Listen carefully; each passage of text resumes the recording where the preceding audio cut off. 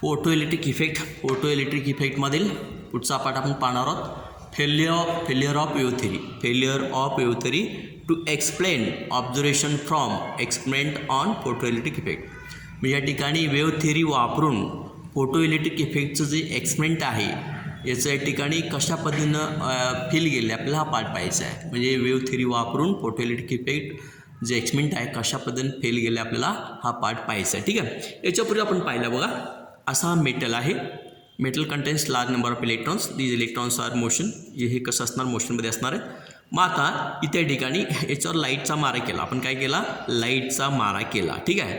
म्हणजे त्या ठिकाणी हे रेडिएशन आहे, इन्सिडेंट आपण पाठवलं आहे, इन्सिडेंट रेडिएशन, त्याला आपण काय म्हणतो, इन्सिडेंट रेडिएशन. ठीक आहे. हे रेडिएशन आहे आणि मग हे रेडिएशन पाठवलं म्हणजे लाईटचा मारा केला आहे.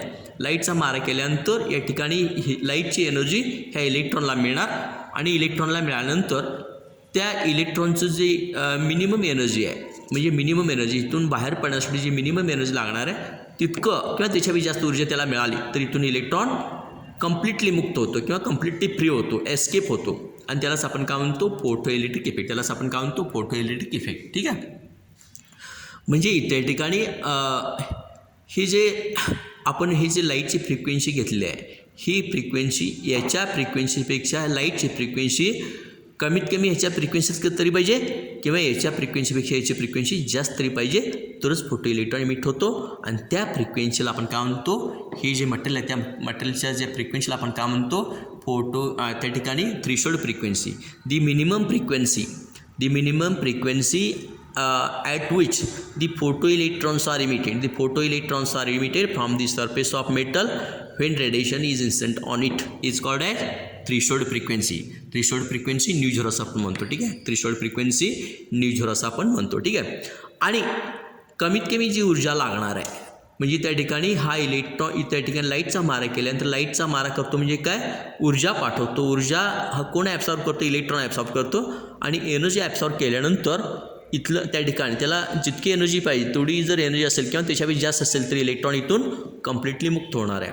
मग आपण दिलेल्या ऊर्जेला ही जी आपण एनर्जी देतो म्हणजे कमीत कमी जी ऊर्जा आहे की जेणेकरून तिथला इलेक्ट्रॉन ह्या मेटल सरफेसपासून कम्प्लिटली मुक्त झाला पाहिजे, एस्केप झाला पाहिजे, नॉकआउट झाला पाहिजे. आणि त्या ऊर्जेला आपण काय म्हणतो, photo electric work function. This called as photo electric work function. कमीत कमी एनर्जीला जास्त दिल्यानंतर, प्रमाणापेक्षा जास्त दिलं तर ते इलेक्ट्रॉन बाहेर पडणारच आहे, पण कमीत कमी ऊर्जेला आपण कमीत कमी जी ऊर्जा देतो की जेणेकरून ती ऊर्जा दिल्यानंतर ह्या सरफेसपासून इलेक्ट्रॉन इमिट होणार आहेत त्या ऊर्जेला आपण काय म्हणतो, photo electric work function. The minimum amount of energy required to remove or to knock out the electron from surface of the metal when radiation is incident on it is called as photoelectric work function 50 असं आपण म्हणतो.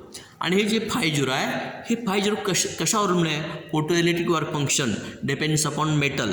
म्हणजे हा metal बदला की 50 बदला, metal बदला की 50 बदला, फोटो इलेक्ट्रिक वर्क फंक्शन बदला.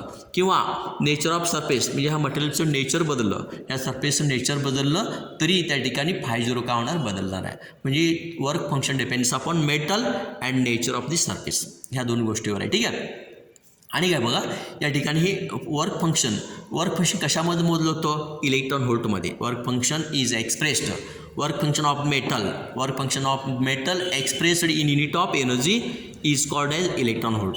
म्हणजे एनर्जीचं युनिट आहे ते युनिटमध्ये एक्सप्रेस करत असताना ती जी ऊर्जा आहे इलेक्ट्रॉन ठिकाणी वर्क फंक्शन ते कशामध्ये मोजतो, ऊर्जेचं जे एनर्जी आहे ज्या आपण युनिटमध्ये मोजतो त्या युनिटला आपण काय म्हणतो, इलेक्ट्रॉन व्होल्ट असं आपण म्हणतो. आता हे जर निकेल घेतला तर याचं फोटो इलेक्ट्रिक वर्क फंक्शन किती आहे, 5 इलेक्ट्रॉन व्होल्ट. निकेल घेतला तर याचं फोटो इलेक्ट्रिक वर्क फंक्शन किती आहे, 5 इलेक्ट्रॉन व्होल्ट आहे. आणि जर गोल्ड घेतला तर 5.1 इलेक्ट्रॉन व्होल्ट असणार. किती, 5.1 इलेक्ट्रॉन व्होल्ट असणार आहे. ठीक आहे. आता बघा हे जी प्रोसेस आहे त्या ठिकाणी लाईटचा मारा करतो म्हणजे रेडिएशन. हे रेडिएशन आणि इलेक्ट्रॉन इमिट होणे म्हणजे इमिशन. रेडिएशन आणि इमिशन ह्या दोन्हीमधला जो टाईम इंटरवल आहे म्हणजे आपण ह्याच्यापूर्वी काय सांगितलं, हे इन्स्टंटेनियस प्रोसेस आहे म्हटलं आहे, फास्ट प्रोसेस आहे म्हटलेलं आहे. ठीक आहे. पण इथं ह्याच्यामध्ये काय घडणार बघा, हे रेडिएशन आणि इमिशन ह्या दोन्हीमधला जो टाईम इंटरवल आहे हा टाईम इंटरवल काही मिनिटापासून काही तासापर्यंत असू शकतो. हे असू शकतो. असं या ठिकाणी सांगितलेलं आहे. आणि म्हणून या ठिकाणी हे काय झालं आहे, कॉन्ट्राडिक्टरी. मागेच काय सांगितलं, हे इन्स्टंटेनियस प्रोसेस आहे, म्हणजे फास्ट प्रोसेस आहे. आणि ह्याच्यानुसार काय आलेलं आहे, हे काही मिनटापासून काही तासापर्यंत हा टाईम इंटरवल आहे. म्हणजे हे कुठंतरी आपलं चुकतं, म्हणजे कॉन्ट्राडिक्टरी असं त्याला आपण काय म्हणतो, कॉन्ट्राडिक्टरी टू ऑब्झर्वेशन. म्हणजे हे कॉन्ट्राडिक्टरी आहे. म्हणजे याच्यावरून ही थिअरी काय गेलेली आहे, फेल गेलेली आहे. फेल जाण्याचं कारण काय, हे दोन्ही उत्तरं काय मॅच होत नाहीत. ठीक आहे. आता दुसरं काय बघा, दुसरं काय इथे इंटेन्सिटी, म्हणजे हा लाईटचा मारा करतो. लाईटचा मारा करतो म्हणजे काय, या ठिकाणी लाईटचा मारा करतो म्हणजे काय, त्याला काहीतरी इंटेन्सिटी असणार. ही जेवढी इंटेन्सिटी जास्त असणार तेवढी ह्याची ऊर्जा जास्त असणार. जेवढी ऊर्जा जास्त असणार तेवढ्या या ठिकाणी इलेक्ट्रॉनला जास्त ऊर्जा मिळणार. आणि तेवढे इलेक्ट्रॉन त्या ठिकाणी हा जो इलेक्ट्रॉन बाहेर पडणार आहे, त्या बाहेर पडणाऱ्या इलेक्ट्रॉनची ऊर्जा कशी असणार, कायनेटिक एनर्जी जास्त असणार. म्हणजे इंटेन्सिटी वाढली तर या ठिकाणी त्या इलेक्ट्रॉनची कायनेटिक एनर्जी वाढते, असं या थेरीमधून असं सांगितलं आहे. पण ॲक्च्युली ही कायनेटिक एनर्जी कशावरून आहे, या ठिकाणी ह्या लाईटच्या फ्रिक्वेन्सीवर आहे. बघा या थेरीनुसार काय सांगतो, या ठिकाणी ही kinetic energy depends upon intensity of light. पण ॲक्च्युली काय आहे, तसं अवलंबून आहे.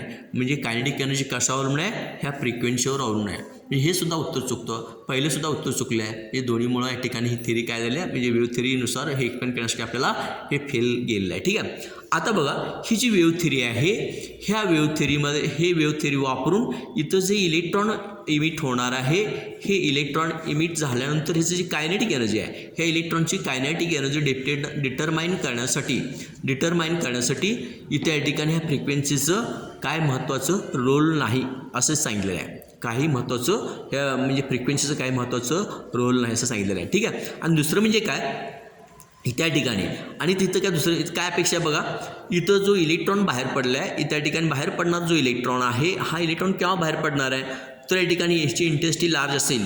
आणि इंटेन्सिटी लार्ज असेल आणि कोणतीही जे फ्रिक्वेन्सी असेल, कोणत्या लाईटची फ्रिक्वेन्सी कोणतीही असेल आणि इथं इंटेन्सिटी लार्ज असेल आणि अशा वेळी जर इलेक्ट्रॉन बाहेर पडत असेल, अशा वेळी त्या ठिकाणी काय म्हटलेलं बा, हा जो इलेक्ट्रॉन बाहेर पडणार आहे कोणत्याही फ्रिक्वेन्सीला बाहेर पडलं पाहिजे. कोणत्याही फ्रिक्वेन्सीला त्या ठिकाणी हा इलेक्ट्रॉन बाहेर पडलं पाहिजे की जेणेकरून इंटेन्सिटी लार्ज असेल तर ही अपेक्षा आहे. पण तसं ॲक्च्युली घडत नाही. ठीक आहे.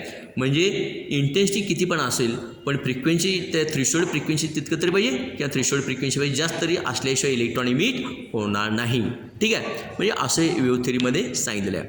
आता बघा इथं या ठिकाणी हे असं असल्याशिवाय फोटो इलेक्ट्रॉन इमिट होणार नाही. म्हणजेच काय, इथं काहीतरी ठराविक फ्रिक्वेन्सी इथं एक्झिस्ट आहे दिलेल्या मटेरियलसाठी, दिलेल्या मेटलसाठी काही त्या ठिकाणी थ्रेशोल्ड फ्रिक्वेन्सी असं एक्झिस्ट आहे की ज्या फ्रिक्वेन्सीला फोटो इलेक्ट्रॉन म्हणजे कमीत कमी याच्या थ्रेशोल्ड फ्रिक्वेन्सी इतकं लाईटची फ्रिक्वेन्सी असेल, ह्या मटेरियलच्या थ्रेशोल्ड फ्रिक्वेन्सी इतकं ह्या लाईटची फ्रिक्वेन्सी असेल किंवा थ्रेशोल्ड फ्रिक्वेन्सीपेक्षा लाईटची फ्रिक्वेन्सी जास्त असेल तरच फोटो इलेक्ट्रॉन इमिट होणार.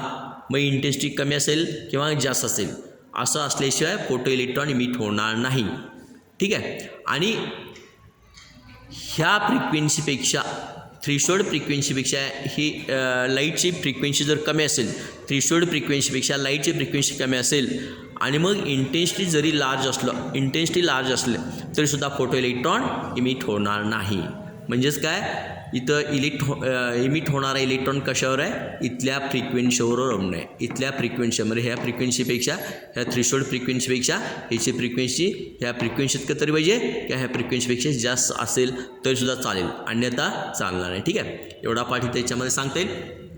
आता बघा मागील आर्टिकलमध्ये इथं या ठिकाणी एक पार्ट राहिला होता. म्हणजे इथं या ठिकाणी हे काय सांगितलं होतं बा, हे इन्स्टंटेनियस प्रोसेस आहे. इन्स्टंटेनियस प्रोसेसचा याचा काय, रेडिएशन झाल्यानंतर लगेच इमिशन होणार. रेडिएशन झाल्यानंतरच काय होतं, लगेच या ठिकाणी इमिशन होतं. म्हणजे इन्स्टंटेनियस प्रोसेस आहे. म्हणजेच काय, हा लाईटचा मारा बंद केला तर लगेच या ठिकाणी इमिशन बंद होतं, लाईटचा मारा चालू केला तर लगेच इमिशन चालू होतं. म्हणजे काय, इन्स्टंटेनियस प्रोसेस असं सांगितलं होतं. हा एक पार्ट थोडंसं हा एक राहिला होता. दुसरे ग्राफ एक बघा, इथं फ्रिक्वेन्सी आणि स्टॉपिंग पोटेन्शियल, फ्रिक्वेन्सी आणि स्टॉपिंग पोटेन्शियलचा ग्राफ आपलं थोडंसं एक्सप्लेन करायचं राहिलं होतं.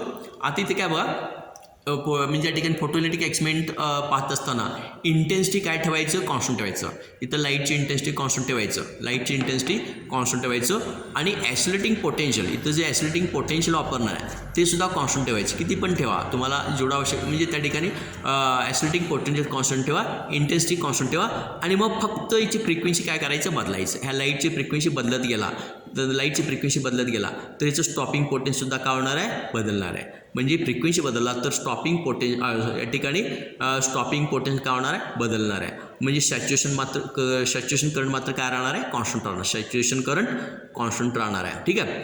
आता बघा हे जे स्टॉपिंग पोटेन्शियल आहे हे स्टॉपिंग पोटेन्शियल प्रत्येक मटेरियलसाठी कसं असणार आहे, डिफरंट मटेरियल असेल तर स्टॉपिंग पोटेन्शियल कसं असणार डिफरंट असणार आहे. तेच इथं सांगितलं बा की त्या ठिकाणी हा पहिला मटेरियल आहे, हा पहिल्या मटेरियलची थ्रेशोल्ड फ्रिक्वेन्सी म्हणजे कमीत कमी एवढी फ्रिक्वेन्सी त्याच्या आत असेल तर फोटो इलेक्ट्रॉन इमिट होणार, त्याच्या बाहेर म्हणजे त्या ठिकाणी थ्रेशोल्ड फ्रिक्वेन्सी न्यूझरो आहे, त्याच्या बाहेर जास्त असेल चालेल पण कमी असून चालणार नाही. ठीक आहे. थ्रेशोल्ड फ्रिक्वेन्सी पहिल्याची थ्रेशोल्ड फ्रिक्वेन्सी न्यूझरो आणि दुसऱ्या मटेरियलचं थ्रेशोल्ड फ्रिक्वेन्सी न्यूझरो डॅश. म्हणजे मटेरियल बदलला तर थ्रेशोल्ड फ्रिक्वेन्सी बदलणार आहे. तसंच या ठिकाणी इथं काय आहे बघा म्हणजे ह्या दोन्हीचा या ठिकाणी दोन्ही ग्राफचा स्लोप कसा असणार या ठिकाणी स्लोप सेम आहे पण त्या ठिकाणी फ्रिक्वेन्सी आणि स्टॉपिंग पोटेन्शियल कसं दोन्हीचे वेगवेगळे आहेत असे त्या ठिकाणी ग्राफ पण सांगता येईल. उर्वरित पार्ट पुढच्या व्हिडिओमध्ये आपल्याला सांगता येईल. ठीक आहे. Will stop here.